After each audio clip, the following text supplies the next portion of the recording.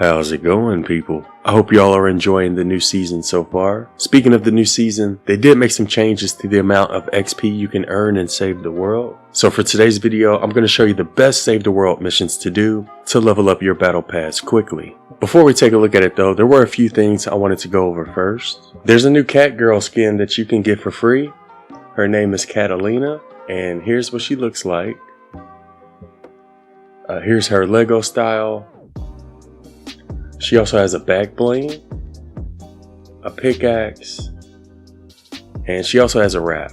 And the way you get these free items is by earning XP in the Fortnite app on mobile. And you can download that on Android, or if you're in the EU, you can also download it on iOS. But yeah, that's how you get the new Catalina skin for free. There's also some new items in Lego Fortnite. Pretty much looks like pieces of the battle bus. So we got the brake lights, we got tires. Looks like there's some tables and chairs, as well as the storm shield sign. There's also some cones. But yeah, this is everything you get in the bundle, and you get all of these items for free by just completing your battle bus quest. And you'll only need to complete 5 of these in order to get those items. And these quests look pretty simple, so I don't think it'll take you too long to get the new battle bus items in Lego Fortnite. And the last thing I want to point out when it comes to Lego is that they did introduce the sleep through the night feature with today's update. So if you ever want to skip the night, just hop in your bed, and when you hop back out, it should be daytime again. Also, Metal Team Leader is currently available in the item shop. For those who don't know, she is one of the Save the World starter pack skins. She's an Outlander, and she gives you a pink teddy in Save the World. Although I have seen her in the item shop before, this doesn't really happen too often. Unfortunately, you won't get her pink teddy bear because that was part of the Save the World starter pack. And as of right now, I believe she's the only starter pack skin that's ever been sold in the item shop. Let me know in the comments, would you all like to see other Save the World starter pack skins added to the item shop in the future? But yeah, Metal Team Leader is currently available for those who missed out on the starter pack. Another thing I wanted to point out is that the new Save the World starter pack is expected to be released next week, and we'll be sure to review it as soon as it becomes available.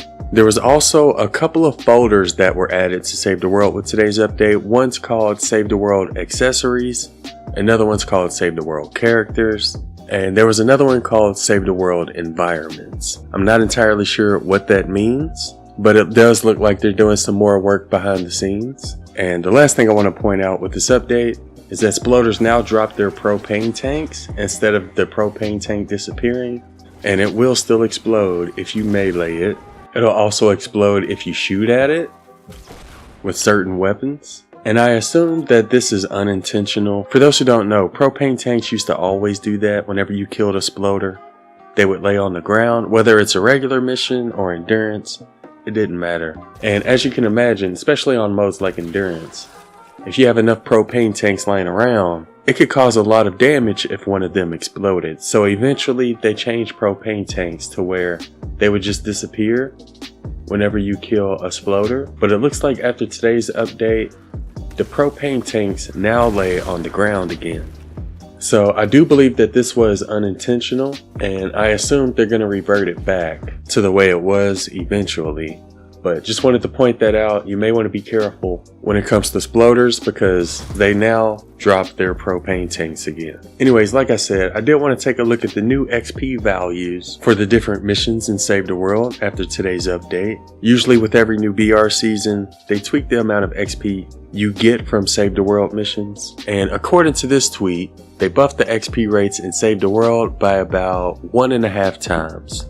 So it's definitely going to be more worth it to grind Battle Pass XP and Save the World this season compared to last season. So I guess first we'll start off with the cap. It looks like for this season, the cap has been raised to 448,000 XP total you can earn and Save the World every day. Last season, you could only earn up to 320,000 XP and Save the World. With the daily cap being 448,000, that should give you about 5.5 Battle Pass levels every day. Once you reach the cap, you'll have to wait until reset before you can earn more XP and Save the World. Here's a list showing the new amounts of XP you can earn for each wave in Endurance. And big shout out to Archer for providing us with this information. But for this season, when you complete wave 30, you get a total of 352,000 Battle Pass XP. So in order to reach the cap and save the world, all you would have to do is one endurance to weigh 30 and then another endurance to weigh 12, and you should be able to reach the cap after that. And for those who don't know, if you have your endurance built already, this is one of the best ways to earn XP and save the world, or I should say it's one of the easiest ways, because if you have your endurance built, you can pretty much AFK most of it. And now since they've buffed endurance, this is definitely one of the best ways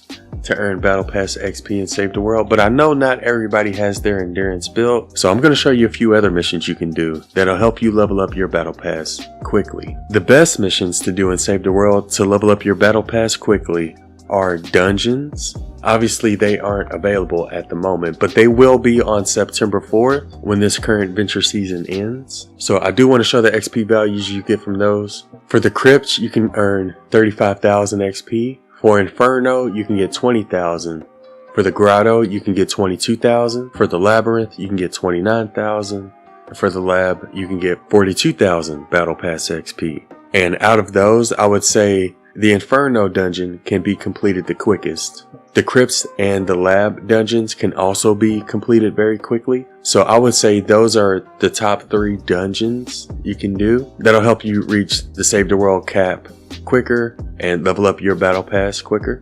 But again, those won't be available until September 4th. Here are the new XP values you can expect from regular missions. For Cat 4, you can get 44,000. Ride the Lightning gives you 37,000 XP. Retrieve the Data gives you 41,000. Deliver the Bomb gives you 40,000. Evacuate the Shelter gives you 41,000. Repair the Shelter gives you 32. And Refuel gives you 52,000. Now out of those defense missions, I would say Retrieve the Data and Ride the Lightning are the 2 best missions to do because they can be completed pretty quickly and they also give a lot of XP. Personally, I also like Repair the Shelter because it's a pretty easy mission and the defense is only 4 minutes. But Retrieve the Data and Ride the Lightning are going to be the best missions to do. And when it comes to attack missions, Eliminate and Collect gives you 29,000. Rescue the Survivors gives you 21,000.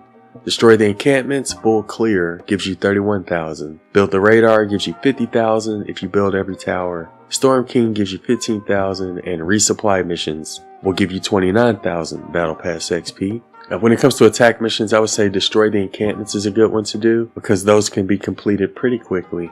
If you want to level up as quickly as possible, you could also do the Storm King. But out of both the defense and attack missions, I would still say Retrieve the Data and Ride the Lightning are the 2 best missions to do. Also, it doesn't matter what the power level of the mission is, you'll still receive the same amount of Battle Pass XP from it, whether it's in Stonewood or in Twine Peaks. But yeah, those are the new XP values when it comes to regular missions. Last thing we're going to look at are the daily and weekly quest XP values. And quest XP doesn't count towards the cap. So technically you can earn even more than the 448,000 cap that's in Save the World by completing your daily and weekly quest. So with the Endurance daily quest, we have 6,000 for wave 5, and for Endurance daily wave 30 you'll get 9,000 Battle Pass XP. For Hit the Road, which is the event that's currently available, you can get 38,000 for your daily, 51,000 for your weekly. For Dungeons, which again should return on September 4th, you get 47,000 from your Dungeon daily quest. Obviously Frost Knight, War Game, Survive the Horde, those dailies and weeklies aren't available at the moment, but you can see the XP values for those as well. But yeah, you can earn even more than the cap by completing these daily and weekly quests. And that sums up all the changes I could find when it comes to Save the World. I think we'll stream some of the new BR season on Twitch, so be sure to stop by if you'd like to hang out with us.